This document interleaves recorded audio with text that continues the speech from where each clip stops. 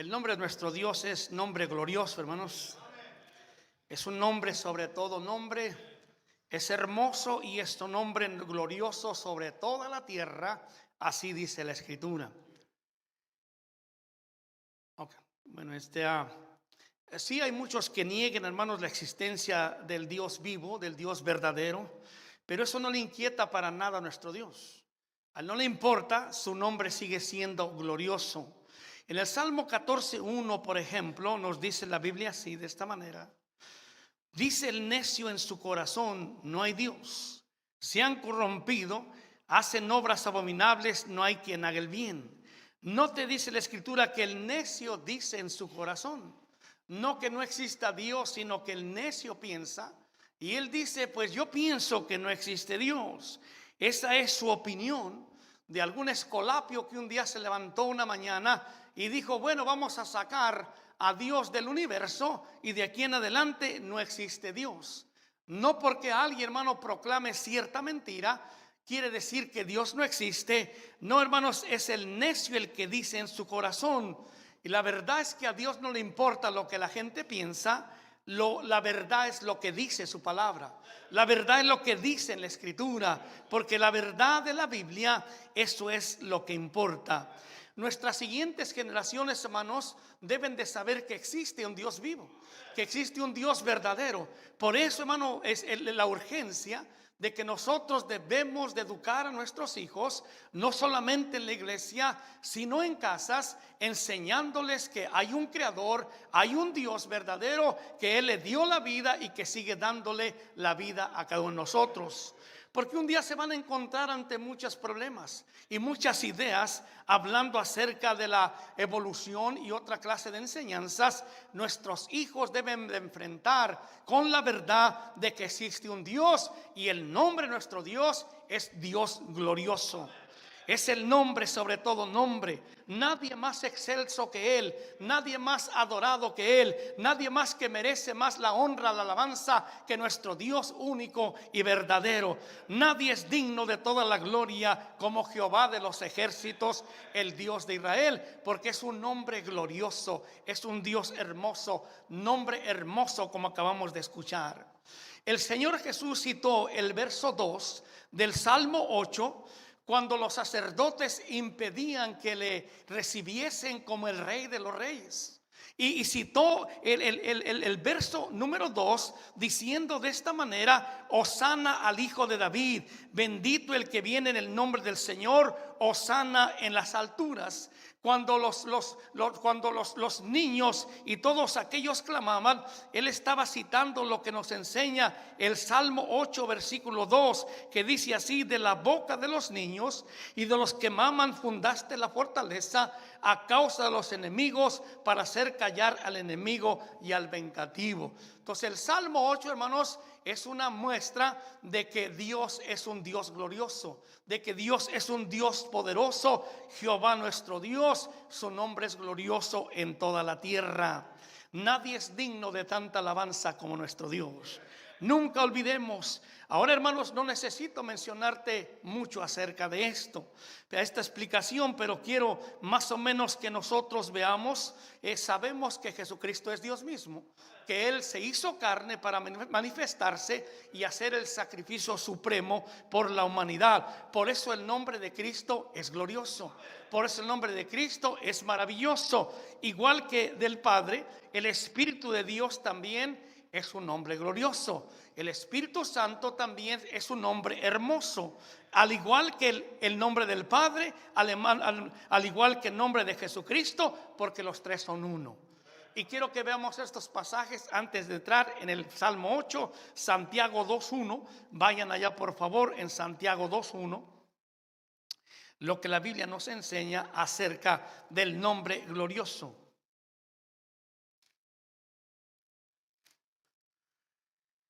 Hermanos míos, que vuestra fe en nuestro ¿qué? Glorioso Señor Jesucristo sea sin acepción de personas. Por eso cantamos que el nombre de Jesús es maravilloso. ¿Por qué? Porque es glorioso. Y después dice allí en Primera de Pedro, un poquito adelante, capítulo 4, versículo número 14, así: 4:14 de esta manera. ¿Están conmigo? Si sois vituperados por el nombre de Cristo, sois bienaventurados, porque el glorioso, ¿qué dice? ¿Qué? Espíritu de Dios reposa sobre vosotros. Ciertamente de parte de ellos Él es blasfemado, pero por vosotros es glorificado. Entonces, cada vez que hablamos del Padre, estamos hablando del nombre glorioso. Cada vez que hablamos del Hijo, estamos hablando de ese nombre glorioso. Cada vez que hablamos del Espíritu Santo, estamos hablando de ese nombre glorioso. Por eso el nombre de nuestro Dios es un nombre glorioso. Pero hoy estaremos hablando acerca del glorioso nombre de Jehová, el Padre Celestial, el Creador de todo, el único Dios verdadero, el Dios de Israel. ¿Por qué es que el nombre de Jehová es glorioso?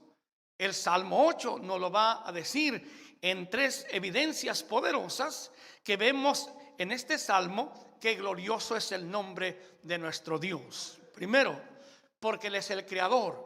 El Creador, Salmo 8, leemos versículo 1 y en la última parte donde dice el versículo 1: oh Jehová, Señor nuestro, cuán glorioso es tu nombre en toda la tierra. Dice la última parte: has puesto tu gloria sobre los cielos.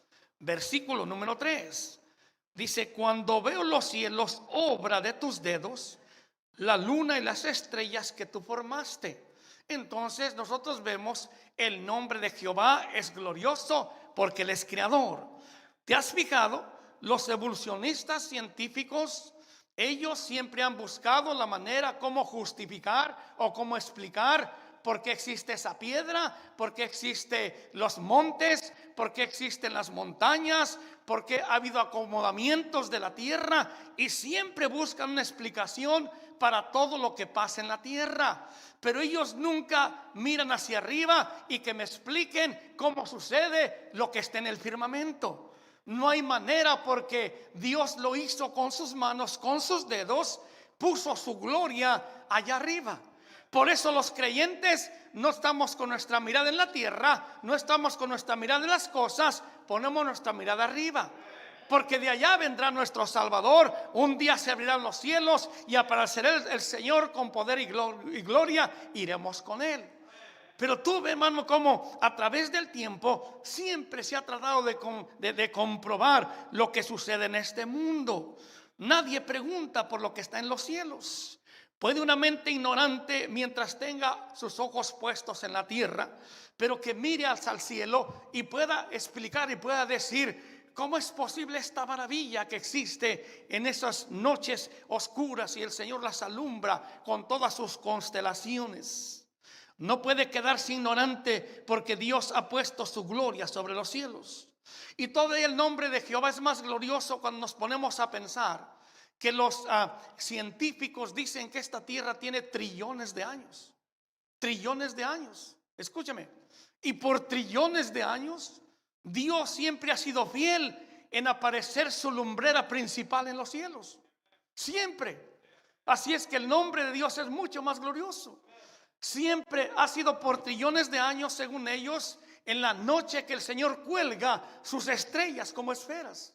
Y cómo pone sus diferentes separaciones, como la osa mayor, la osa menor, como el arado y todo eso. Y por trillones de años, Dios siempre ha sido fiel a eso. Entonces el nombre de Dios todavía es más poderoso, es más glorioso, es más hermoso, porque es mucho más potente para poder hacer esas cosas. La fidelidad de Dios es grande y maravillosa. Qué bueno nuestro Dios, hermanos. Por eso su nombre es nombre glorioso. Es un nombre hermoso. Salmo 19:1, mire lo que dice ahí. Vayamos a Salmo 19:1.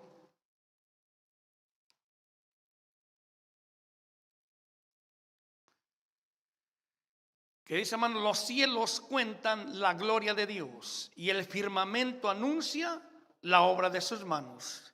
Por eso el nombre de Jehová es nuestro Dios, es nombre glorioso, porque los cielos cuentan su gloria. Los cielos, hermanos, hablan por sí mismos. Mira, Dios puso, dice, la conciencia en los hombres para que sepan que existe alguien a quien hay que temerle. Pero dice la Escritura que los cielos cuentan la gloria de Dios, que explican lo que es el poder de nuestro Señor. Y dice, y el firmamento anuncia la obra de sus manos. Por eso una vez más la mirada nuestra siempre está en la hermosa firmamento de nuestro Señor. Para el que ha creído, esto no le cuesta creer cuando vemos las cosas en el mundo. Sabemos, hermano, que el Señor ha puesto los ríos, ha puesto los mares, ha hecho todo. Y el científico dice que ha habido movimientos telúricos y que se han acomodado las cosas, que los dinosaurios tuvieron que morir porque pues no cabían con un nuevo estilo de animales. Y entonces tantas cosas, hermano, que explican que han sucedido en tanto tiempo. Pero es más fácil, hermano, y se necesita más fe, creer simplemente en la Biblia, que Dios creó los cielos y los mares y todo lo que existe en ellos. Para el que ha creído no le cuesta el poder tener esa convicción de que Dios es el creador. Pero el que no cree, él debe de ver que se escribe la misma poder y la gloria del Señor en los cielos, en un trabajo magistral de la mano del Creador, el cual hizo todo para que nosotros lo disfrutemos. Por eso el nombre de nuestro Dios es nombre glorioso. Ese es el nombre glorioso. No existe otro nombre más hermoso, no existe otro nombre que merezca más gloria y alabanza más que el nombre de nuestro Dios. Porque es que el nombre de Jehová es tan glorioso. Dijimos porque Él es el Creador. Segundo lugar, por su gracia. Por su gracia, regresemos al Salmo 8 y vemos el versículo número 4. Por su gracia. Digo, ¿qué es el hombre para que tengas de él memoria? Y el Hijo del hombre para que lo visites. Escuche, hermano, aquí, qué Dios tan misericordioso como nuestro Dios. No hay nadie. No hay Dios, aunque algunos se llamen dioses, dice la Escritura, porque sabemos que hay un solo Dios. Pero ¿qué Dios puede hacer lo que hace nuestro Dios? Le preguntaron a un musulmán, ¿cómo puedes tú hablar con tu Dios personalmente? Dijo, eso es imposible. Nuestro Dios es tan grandísimo que nadie se puede atrever a hablar con Él personalmente. Hermano, pero nuestro Dios visita al más vil pecador. Nuestro Dios mira hacia abajo y puede ver al más insignificante, quizás al gusano, al que está más bajo. Él se digna en visitar al hombre. Por eso dice el salmista con una convicción, Señor, ¿qué somos nosotros? Nosotros, hermanos, tú siendo tan glorioso y sublime, te tomas el tiempo para poder venir a este mundo, a estar junto a nosotros. ¿Qué Dios puede ser? Solamente tú. ¿Cómo es que siendo el rey de toda la tierra, dejaste el cielo, tu corona, dejaste tu trono y tú tienes compañerismo con el más insignificante de todos los mortales? ¿Qué Dios puede hacer eso? Bueno, hermanos, esa es la pura gracia inmerecida que Dios le concede a todos aquellos que le buscan. ¿Por qué? Porque Él es el hombre, el Dios glorioso. ¿Cómo poder saber que Dios me visita? Siempre que el cristiano desee pasar tiempo con Dios en oración, antes de que tú te arrodilles, el Señor ya descendió y está junto a ti. Antes de que tú pronuncies cualquier palabra, está allí el Señor como el compañero, como el amigo, dispuesto a tener comunión contigo. ¿Cómo puedo saber que Dios me visita? Es cuando después de la oración mi espíritu se levanta y se va la tristeza que yo tenía. Es cuando me ha fortalecido a pesar del problema que yo tengo. Es cuando me levanta con gozo a pesar de las circunstancias que estoy viviendo. Es cuando me da ese ánimo para seguir hacia adelante, que estaba yo desanimado, que estaba cansado. Pero el nombre glorioso, cuando yo me pongo de rodillas y Él me visita, me llena, me levanta, me hace andar en mis alturas, yo entiendo que Dios ha tenido comunión conmigo. Si usted tiene un tiempo de oración, no la pierda, siga hacia adelante, porque usted tiene una visita divina siempre que usted hace eso. ¿Qué es el hombre para que tú lo visites? ¿Qué somos nosotros para que te dignes a ser el Rey de Reyes, el Dios único, y tengas tu conversación con nosotros? ¿Has tenido la visita del Rey de Reyes en estos días, hermano? ¿Has tenido esa experiencia?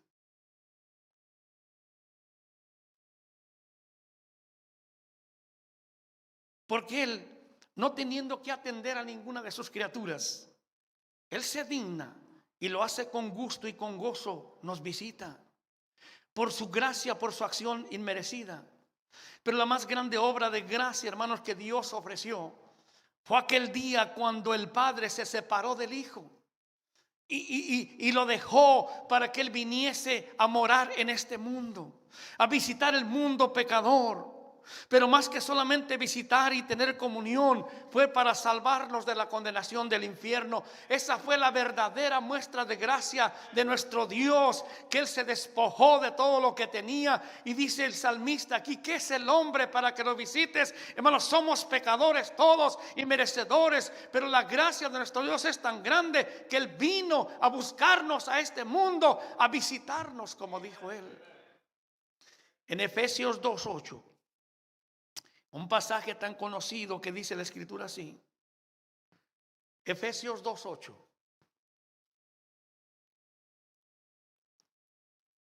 Porque por gracia sois salvos. Por gracia sois salvos. Por medio de la fe. Y esto no de vosotros, pues es don de Dios. La gracia de Dios se manifestó, hermanos, de la manera más notable en el sacrificio de su Hijo unigénito para rescatar al más vil pecador. Es por la gracia de Dios que este pecador alcanzó salvación. Es por la gracia de Dios que tú alcanzaste salvación. Es por su gracia inmerecida, un regalo que nosotros no merecíamos, pero Él por su misericordia nos lo ha otorgado a través de la fe. Quiero que tengan mucho cuidado, hermanos, porque en estos tiempos se ha desatado una enseñanza que está haciendo estragos en lo que es la fe y la gracia. Si usted mira el versículo, quiero que lo veamos, hermano. Mire usted, dice el versículo: porque por gracia sois salvos. Y esto está diciendo, por gracia, está diciendo, es por algo que tú no mereces. Te lo ha dado, pero el medio es la fe. Por medio de la fe, por creer en Él. O sea que la razón que usted y yo somos salvos es porque Dios nos trae el regalo inmerecido, pero nosotros tenemos que tener la fe para creer que eso es verdad. El punto es la mala interpretación en la siguiente frase, donde dice: y esto no de vosotros. Esta frase, yo no sé si ustedes saben, pero existe la Iglesia Bautista Reformada, que es calvinista. Se le ha dado el entendimiento de que esto no es de vosotros, se trata de la fe. No, pero esa fe no es de ustedes. No, lo que está diciendo esto no es de vosotros quiere decir que no es el regalo, no es nuestro, no es por nuestras obras. Pero entonces está diciendo que no es por vuestra fe. O está diciendo, ustedes no pueden ser salvos si Dios no les regala la fe. Sabemos que Dios hace todo. Sabemos que Dios hace todo. Pero el hombre tiene la libertad de poder decidir creer en Jesucristo o rechazarlo. El punto es que esta enseñanza que existe, que es la elección, que dice que Dios ya sabe los que van a ser salvos y los que no van a ser salvos. Entonces Dios tiene que darle la fe a aquella persona para que crea, y si no se la da, pues es que Dios no quería que fuera salvo. Pero ¿acaso la Biblia no dice que el Señor Jesucristo murió por todo el mundo? Y no está diciendo miles de veces que todo aquel que en Él creyera será salvo. Y no está diciendo cuando dice que el que cree en Él no es condenado, sino que ha sido salvado. Y no dice que aquel hermanos, que ha creído tiene vida eterna, pero el que no ha creído está condenado. Hermano, esta es una blasfemia, el pensar que nuestro Dios pueda haber escogido a ciertas personas para salvación y los otros simplemente para condenación. No existe tal cosa. La salvación, hermano, se recibe por la fe que la persona decide tener en Jesucristo. Y somos salvos por la fe. Pero la gracia del Señor la que permitió que Jesucristo nos visitara y pudiese dar su vida por nosotros. Y la salvación es un regalo de Dios, pero es por la fe del creyente. Por eso dice al final, pues es un don de Dios. Esto no de vosotros, pues es un don de Dios. Bueno, quería aclarar eso, hermano, para que entendamos, si ustedes escuchan ciertas cosas que avanzan muy rápido. La gracia de Dios se manifestó de la manera más notable con su Hijo Jesucristo, como dije. La gracia de Dios es un regalo inmerecido, que es por la pura misericordia del Señor, que un ser humano puede tener, y la única manera, dijimos, es la fe, el creer, porque el pecador nada puede hacer para salvarse a sí mismo. La religión tradicional por siglos ha hecho creer a la gente que si te esfuerzas, si haces tu mejor, si tú eres la mejor persona, entonces Dios te tomará en cuenta en el día del juicio. Pero esto solamente le llevará a mayor condenación. Esto simplemente llevará a enfrentar al juez justo con sus propias obras, con sus propias manos, sin nadie que le ayude más que sus propias buenas acciones. Y sabemos que no existe ninguna acción tan grande que pueda merecer la salvación y la vida eterna. Porque dice el verso 9 allí, del 2 de Efesios, no por obras para que nadie, no por obras para que nadie se gloríe. Es por la gracia inmerecida de Dios. Quiero contarte acerca, hermano, del himno Sublime Gracia. El himno Sublime Gracia es por decir, el representante del cristianismo en todo el mundo. Este ha sido cantado en todos los idiomas, ha sido cantado por toda clase de cantantes de todos los géneros. No existe otro himno que sea más conocido en el mundo que Sublime Gracia. Sublime Gracia transmite el mensaje de que el perdón y la redención de los pecados es posible mediante la gracia de Dios, no importa quién seas. Es lo que transmite Sublime Gracia. John Newton escribió en 1773 este himno, producto de su experiencia personal. Este era un hombre, un marinero que transportaba esclavos de África hacia Europa. Y en una noche de tormenta, en el año 1748, comenzó la transformación de su vida. Cuando la tormenta caía tan fuerte y escuchaba el murmullo de los esclavos que cantaban himnos. Entonces él era un hombre que no fue entrenado o no fue crecido en alguna religión. Pero mientras él escuchaba, él comenzó a pensar, porque él era un hombre blasfemo. Él se burlaba de los creyentes, ridiculizaba sus ritos. Llegó a pensar de que este es un mito lo que estos dicen. Pero allí Newton, al escuchar la mezcla de aquellos murmullos de los hombres que cantaban y también lo que es la tormenta, allí invocó ayuda a Dios para que le sacara de su problema. Y él pidió y dijo, si es que tú existes, Dios, si es que tú en verdad, yo quiero pedirte hoy que tú nos ayudes a salir de esta tormenta, que nunca había estado algo así. Y Dios le libertó de la tormenta. Después Newton siguió con su vida, se casó, pero siguió en su vida mundana, ligado al mercado de los esclavos. Fue a partir del año 1756 que él dedicó su vida al Señor. Y en 1764 tomó la iglesia de Buckinghamshire como su pastor. En su misión pastoral destinada a romper corazones duros y curar corazones rotos, ya Newton comenzó a componer cantos cristianos, utilizando el lenguaje de las escrituras y también de los congregantes. Pero esto es lo más maravilloso, hermanos, que en el último año de 1772, él había escrito este himno precioso de Sublime Gracia y lo tenía listo, pero no tenía la letra, no tenía la música. Y maravillosamente los murmullos de aquellos esclavos que estaban en su barco comenzaron a venir a su mente, y él comenzó a sacar la música de aquel ruido que él sentía. Y el primer año de 1773 se cantó el himno Sublime Gracia. Y desde entonces este ha sido un emblema del cristianismo. Porque él pensaba, ¿Acaso podrá Dios rescatar a un vil pecador como yo? Dios lo puede hacer. Dios lo puede hacer. La gracia de Dios es posible por un Dios que es glorioso. Como Newton, todos tenemos nuestra historia que siempre llega a la misma conclusión.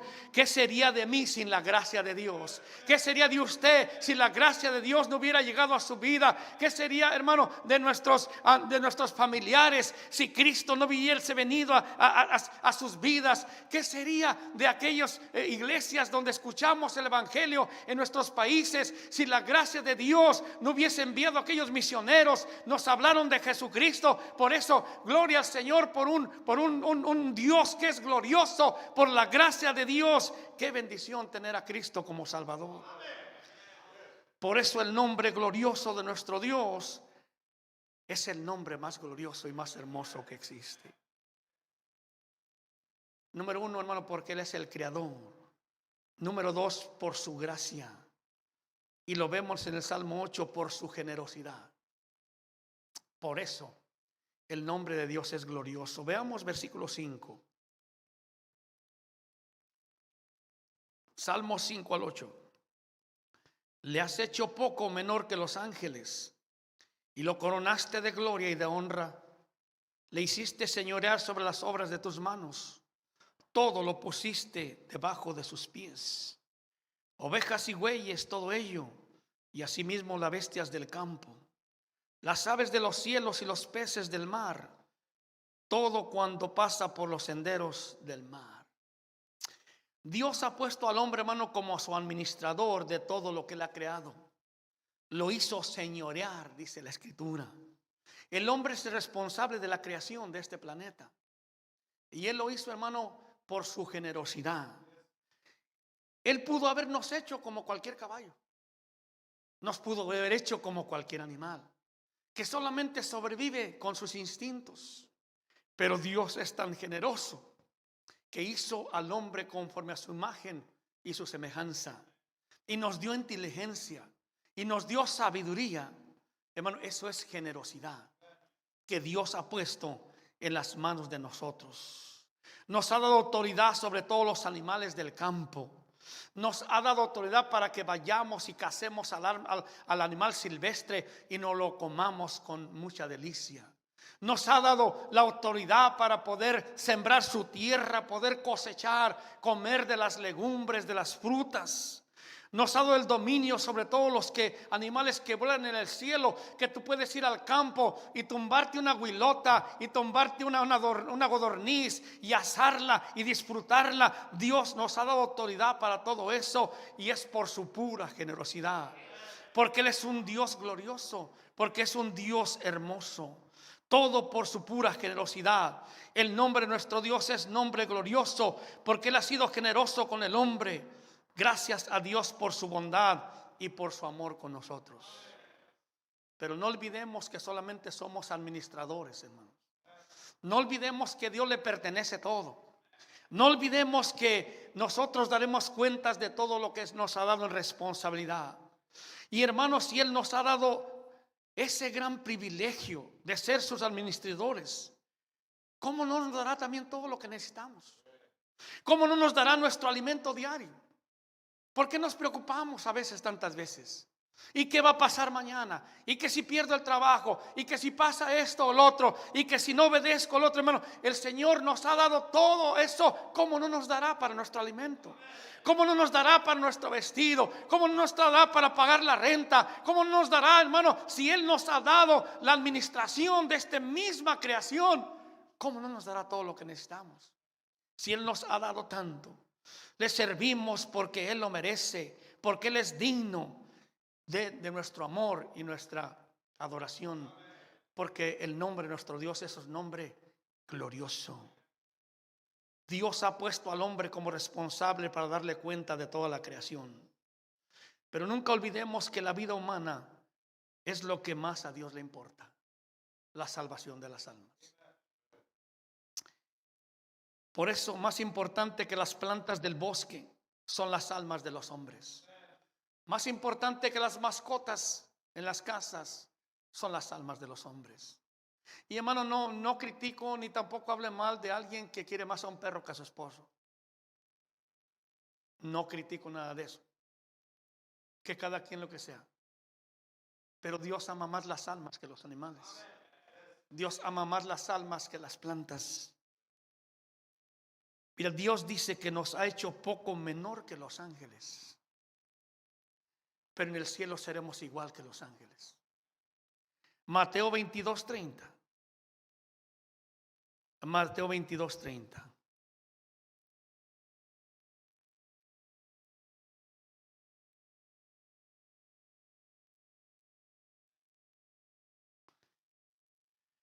Porque en la resurrección ni se casarán ni se darán en casamiento, sino serán como, hermanos, como los ángeles de Dios en el cielo. No sé si conté antes esto, pues a veces me olvidan las cosas. Cuando ya estoy en la última vuelta, le dije, hermano, que allá en México, cuando escuchaba el otro día, y que ya, mira, que toda la ayuda para los viejos y todo esto, yo no quería escuchar nada de eso. Y luego cuando vine aquí, le dije que fue a una iglesia y dijeron, todos los mayores de 65 años pueden salir primero. No me salí. Hermano, ¿para qué hacen esa discriminación? Pero hermano, dice que existía una pareja, ¿no? Y pues cristianos. Ellos vivían y pues la esposa le gustaba mucho estar con su esposo, a él no mucho. Y un día murió la esposa y se fue. Y pues estaba en el cielo esperando a cuando venga acá mi chaparro, acá conmigo. Y murió el chaparro. Y se fue. Y cuando lo vio de lejos corrió la mujer de ya llegaste, hermano. No. En la Biblia dice que aquí ni se casan ni se dan en casamiento. Pues así dice, ¿no? Si no serán como ángeles de Dios. ¿Ah? Entonces, hermano, hoy somos poco menor que los ángeles. Lo dice la Escritura. A los salvos. ¿Ah? Pero en el cielo seremos igual que los ángeles. Y qué maravilla es, hermano, esa esperanza que tenemos los cristianos. Una vez más, quiero recordarte que la generosidad de Dios se mostró en todo su esplendor en darnos lo que Él más amaba, a su Hijo Jesucristo. Él dijo que no se aferró a lo más grande que tenía, sino que lo soltó. Por eso cuando nosotros leemos ese pasaje de Juan 3:16, porque de tal manera amó Dios al mundo que ha dado a su Hijo unigénito. O sea, la más grande generosidad es que nos dio a su Hijo. Si algún día el Señor te da una posición más importante en tu trabajo, gloria a Dios, que Dios te bendiga. Si algún día te da alguna posesión de riquezas, que Dios te bendiga.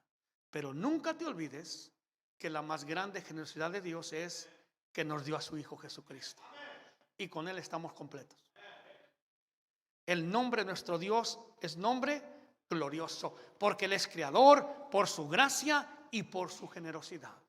Ahora, si hay alguien aquí que dice yo todavía no tengo salvación, no tengo vida eterna, pues quiero volverte a repetir, el Señor, nuestro Dios Padre, dio a su Hijo Jesucristo, vino del cielo, Él vino a visitar este mundo, dio su vida por ti y por mí, derramó su sangre preciosa en la cruz, Él fue muerto, sepultado, pero resucitó. Y la Escritura dice que todo aquel que en Él cree, en este evangelio, en este mensaje, en este sacrificio, tendrá salvación y vida eterna. Nadie que se encuentra aquí debe irse a casa sin la salvación, sin Cristo en su corazón, porque Él ya pagó por tus pecados, dio su vida. Si usted todavía no tiene seguridad de que al morir irá al cielo con Dios, con los pasajes de la Biblia podemos nosotros guiarle para que usted tenga salvación y vida eterna.